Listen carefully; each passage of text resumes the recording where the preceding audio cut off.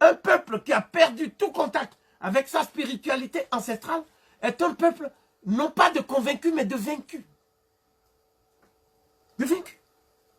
Donc, c'est la raison pour laquelle on a mis des hommes africains qui avaient des grands diplômes européens au pouvoir, et ça n'a rien donné. Parce que ces hommes n'étaient pas africains. Ils n'ont d'africains que la mine et le thym. Tout ce qu'il y a dans leur tête, c'est la suprématie blanche. Leur cerveau est saturé de névrose, dont la source est la suprématie blanche.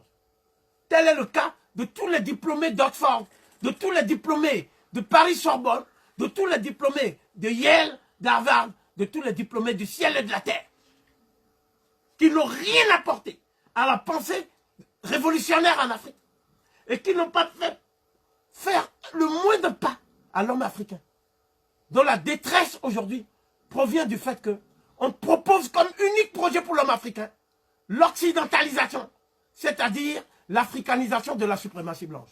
Je répète cette expression. L'africanisation de la suprématie blanche comme unique projet pour l'homme africain. C'est ça qu'on appelle l'idéologie développementaliste, où on va rattraper un Occident qui est irrattrapable.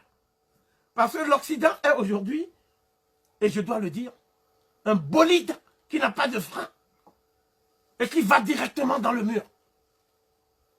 Vous voulez aller dans le mur, après vous allez vous lamenter à Jérusalem, devant le mur. Vous voulez aller dans le mur. Donc l'Afrique ne peut pas aller dans le mur. Et ce qui peut empêcher l'Afrique d'aller dans le mur, c'est l'impératif afrocentrique dès le berceau. Et un autre projet de Afrocentricity International, c'est de former dès le berceau les enfants. Il ne faut pas attendre qu'ils aient 30 ans pour découvrir ils charrient les névroses de la suprématie blanche. C'est trop tard. Un être humain qui a 30 ans découvre que l'histoire qu'on lui avait racontée est une histoire fausse. Le temps qu'il se reconstruise à partir de la vraie histoire, il a déjà 60 ans.